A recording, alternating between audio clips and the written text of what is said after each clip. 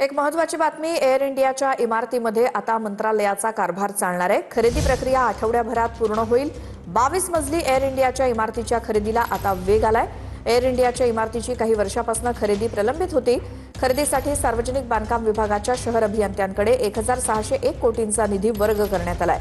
ही खरेदीची प्रक्रिया पार पडल्यानंतर नवीन मंत्रालय एअर इंडिया इमारतीत सुरू होईल।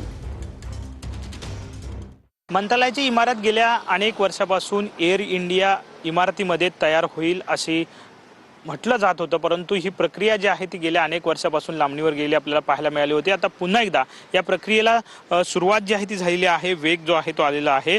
नरिमन पॉइंट येथील समुद्र किनाऱ्यालगत असलेल्या 22 मजली एअर इंडियाच्या इमारतीमध्ये ही मंत्रालयाची नवी इमारत जी आहे ती होणार आहे किंवा मंत्रालयाचा कारभार जो आहे तो या ठिकाणावरून सुद्धा हाकला जाणार आहे। काही विभागांचा कारभार जो आहे तो या ठिकाणावर हाकला जाणार आहे। जी माहिती मिळाली, माहितीनुसार वित्त विभागानं इमारत खरेदीसाठी सार्वजनिक बांधकाम विभागाच्या शहर अभियंत्यांकडे 1601 कोटी रुपये जो निधी जो आहे तो वर्ग केलेला आहे आणि पुढील प्रक्रिया जी आहे ती विधी न्याय विभागाकडे करण्यासाठी पाठवण्यात आलेली आपल्याला पाहायला मिळते। पुढील 1 आठवड्यामध्ये ही इमारत खरेदीची प्रक्रिया जी आहे ती पार पडणार आहे। कॅमेरामन रोहन पवारसह विनायक डावरू, TVN मराठी, मुंबई।